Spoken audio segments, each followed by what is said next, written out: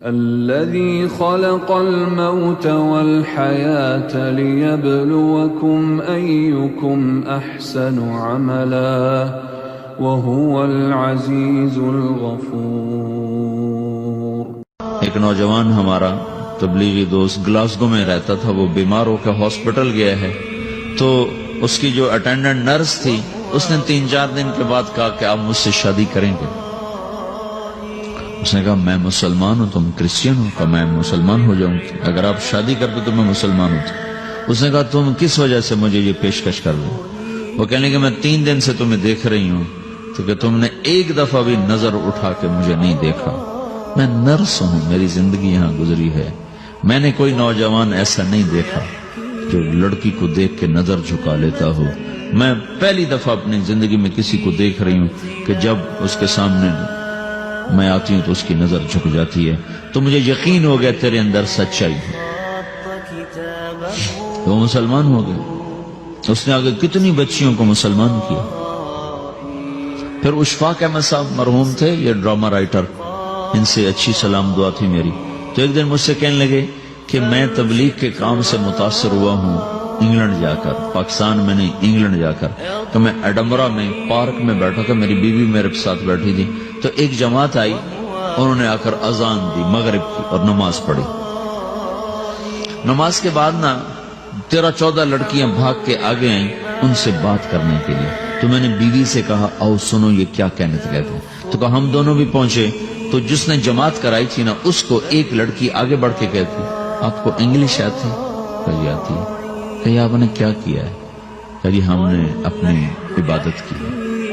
تو لڑکی کہنے لگی آج تو اتوار نہیں ہے، تو اس نوجوان نے کہا کہ جی ہم دن میں 5 دفعہ کرتے ہیں، صرف اتوار کو نہیں، روزانہ 5 دفعہ۔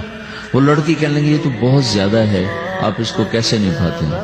تو اس نے اس کو جواب دیا، 2-3 سوال اس نے اور کیے، جواب دیا، تو کہنے لگی اچھا بہت مہربانی۔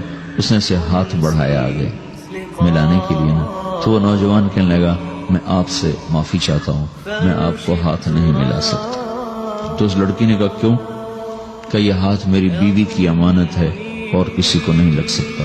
تو لڑکی کھڑی تھی، وہ زمین پہ گر گئی، صرف اس بہت وہ زمین پہ گر گئی، کھڑے کھڑے وہ زمین پہ گر گئی اور وہ بچوں کی طرح رونے لگی پھوٹ پھوٹ کے، اور کہنے لگی وہ لڑکی کتنی خوش قسمت ہے جس کے تم خامد، کاش یورپ کے مرد بھی ایسے ہی ہوتے۔ جس رب نے نفسیات بنائی ہے وہ اگر کوئی عورت کپڑے اتار دے تو اس کی نفسیات بدل جائے گی، چاہے وہ مغرب میں پیدا ہو چاہے وہ مشرق میں پیدا ہو۔ عورت کی نفسیاتی حیا ہے اور وفا ہے، کسی وفادار کی تلاش ہے، تو وہ اس کو پتہ بھی نہیں ہے کہ مشرق کا حیا کیا ہے، لیکن وہ اس کو اللہ نے عورت بنایا ہے، اس کے اندر کی وہ نہیں مر سکتی چیز۔ کاش یورپ کے مرد بھی ایسے ہوتے۔ اور آنسو پوچھتی ہوئی وہاں سے اٹھ کے چل دی۔ تو اشفاق صاحب مرحوم کہنے لگے میں نے اپنی بیوی سے کہا بانو آج وہ تبلیغ ہوئی ہے کہ لاکھوں کتابیں بھی چھپ جاتی، وہ کام نہ ہوتا جو یہ نوجوان اپنے عمل سے کر گئے۔ تو میرے عزیزو کٹی پتنگ نہ بنو، اپنی کٹی پتنگ کی منزل کوئی نہیں رہتی۔ اللہ اس کے رسول کے ہاتھ میں اپنے ڈور دے کے چلو، اللہ اس کے رسول کی غلامی میں اپنے آپ کو چلاؤ تو اللہ تمہیں بھاگ لگائے گا، عزت بھی دے گا۔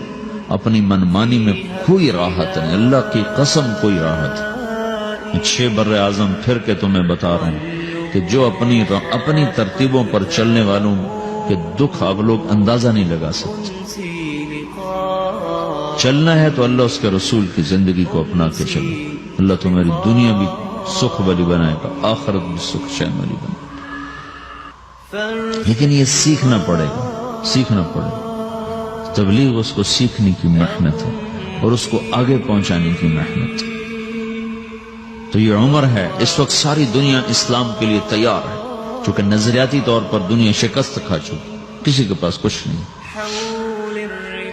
تو ہمارے پاس ایک ایسا خوبصورت نظریہ ہے کہ جو ان کو بڑی تیزی سے اپنی طرف کھینچ سکتا ہے، اور اللہ کا احسان ہے کہ تیزی کے ساتھ نسلوں کا رخ اللہ کی طرف ہو رہا ہے. تھوڑی ہمت کرو، چھٹیوں کا وقت تبلیغ میں دو، باقی وقت اپنی تعلیم کو دو. گھر جاؤ تو ماں باپ کے خادم بن کے رہو، نوکر بن کے رہو.